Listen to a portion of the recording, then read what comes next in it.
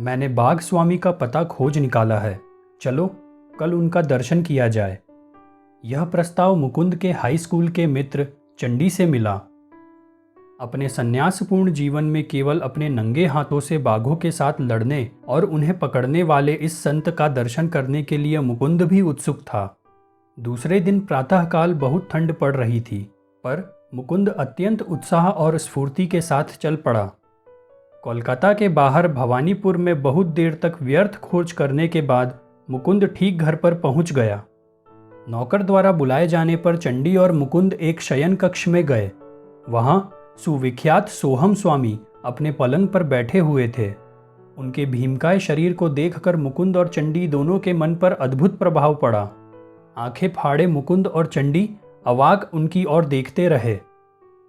मुकुंद ने कहा, क्या आप कृपा करके हमें यह नहीं बताएंगे कि वन्य पशुओं में सबसे भयंकर रॉयल बंगाल टाइगर को केवल अपने हाथों से परास्त करना कैसे संभव है? सोहम स्वामी बोले, बाघों के साथ लड़ना मेरे लिए कुछ भी नहीं है। आवश्यकता पड़ने पर मैं आज भी वह कर सकता हूँ।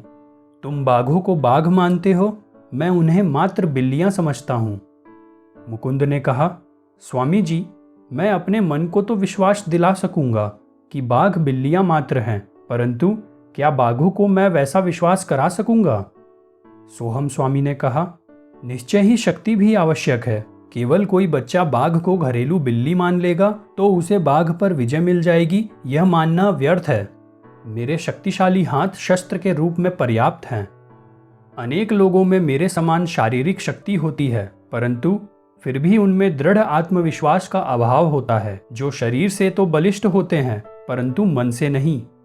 परंतु जिस मनुष्य में यथावत बलिष्ठ शरीर के साथ साथ अत्यंत दृढ़ निश्चय हो, वह इस परिस्थिति को बाघ पर ही उलट सकता है और उसे यह मानने पर विवश कर सकता है कि वह एक बिल्ली के समान ही आत्मरक्षा में असमर्थ है। कितनी ही बार मैंने यही किया है। चंडी और मुकुंद आदर के साथ उनकी बातें सुनने लगे।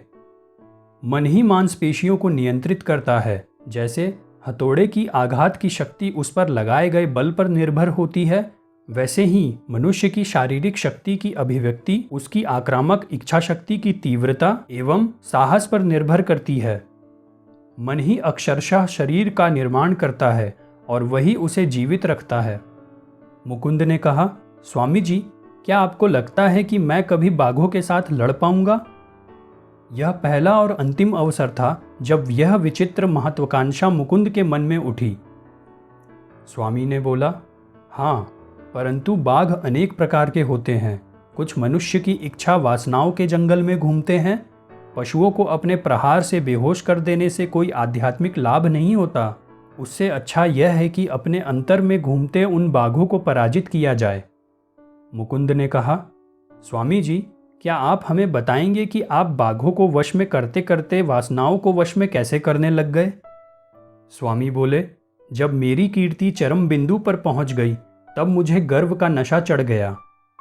मैंने तय किया कि मैं न केवल बाघों से लड़ूंगा बल्कि लोगों के सामने उनसे विविध कर्तव्य भी कराऊंगा। मेरी महत्वाकांक्षा ही यह बन गई कि मैं हिंसक पशुओं को पालतू जानवरों की तरह बर्ताव करने पर विवश कर दूंगा। मैं सार्वजनिक रूप से अपने कर्तव्य दिखाने लगा और उसमें मिलने वाली सफलता से मुझे खुशी भी होने लगी।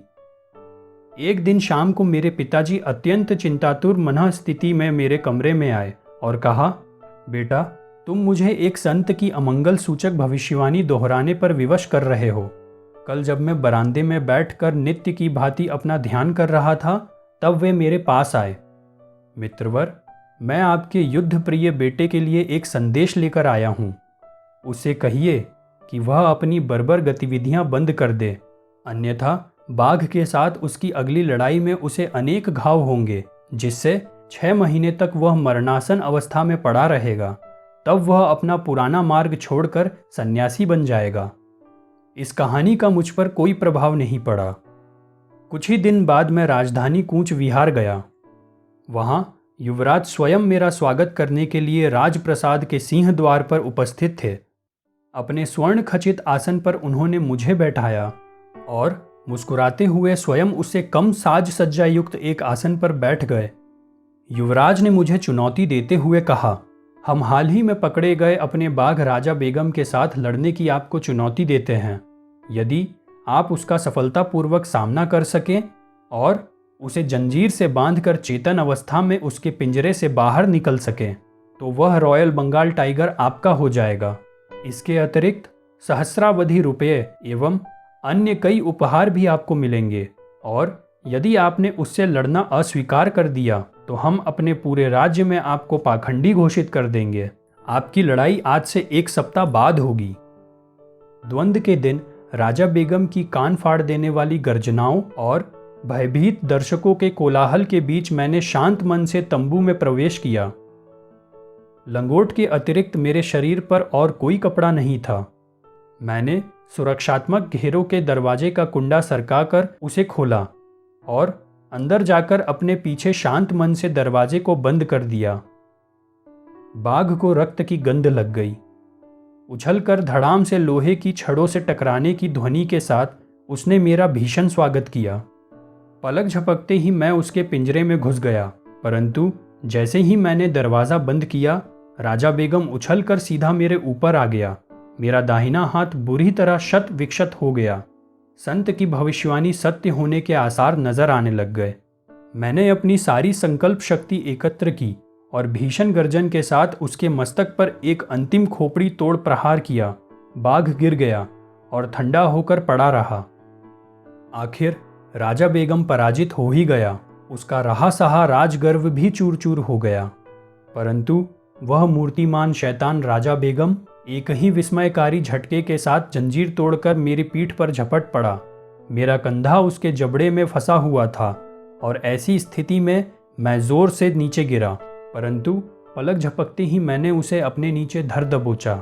निष्ठुर प्रहारों के आघातों से वह अर्धमूर्छित हो गया। इस बार मैंने उसे अधिक सावधानी पूर्वक बांध दिया। मैं भीषण रूप से घायल तो हो गया था, परंतु फिर भी मैंने द्वंद्व की तीनों शर्तें पूरी कर दी थी। बाघ को अचेत करना, उसे जंजीर में बांधना और बिना किसी प्रकार की सहायता लिए पिंजरे से बाहर आना। वचन के अनुसार राजा बेगम मुझे दे दिया गया, परंतु मुझे कोई हर्ष नहीं हुआ। ऐसा प्रतीत हो रहा था कि पिंजरे से बाहर निकलने के साथ ही मैंने संसार में अपनी महत्वाकांक्षाओं का द्वार भी बंद कर दिया था। रक्त में विष फैलने के कारण 6 महीने तक मैं मरणासन अवस्था में पड़ा रहा। कूच बिहार छोड़ने योग्य ठीक होते ही मैं अपने गांव लौट आया। अब मैं जान गया हूं कि जिन साधु ने सावधानी का विवेकपूर्ण इशारा दिया था वही मेरे गुरु हैं। एक दिन विनम्रतापूर्वक मैंने पिताजी से कहा, काश मैं किसी प्रकार उन्हें ढूंढ पाता। मेरी लालसा सच्ची थी, क्योंकि एक दिन वही संत हमारे घर पधारे और कहा, मेरे साथ आओ, मैं तुम्हें मानव मन के जंगलों में विचरने वाले अज्ञान के पशुओं का दमन करना सिखाऊंगा। तुम्हें दर्शकों की आदत हो गई है। अब योगाभ्यास में तुम्हारी रोमांचक निपुणता से झूम उठने वाले देवता तुम्हारे दर्शक होंगे। और मेरे गुरु ने मुझे आध्यात्मिक मार्ग की दीक्षा दी। अपने तूफानी जीवन की एक झलक दिखाने के लिए कृतज्ञ होकर चंडी और मुकुंद स्वामी जी के चरणों में प्रणाम किए।